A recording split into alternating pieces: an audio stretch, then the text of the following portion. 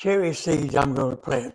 Now, what I do, people, when I get my seeds, what I'll do before I do anything, I have this cherry seeds and the rambutan seeds in here. This, 2 tablespoons of coffee, ground ready-made coffee, and 2 tablespoons of water. I let those seeds soak in there, you know, while I'm fixing the pots and the soil, maybe an hour, 30 minutes, an hour, 2 hours, whatever. And the reason being, napkin, paper bag.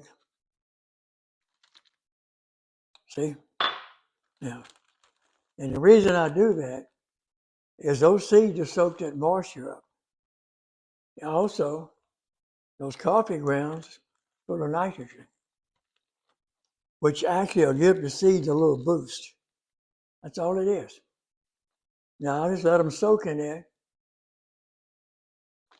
while I go out, get my pots, get my vermiculture out of my worm bin, a little sand because that's a tropical fruit.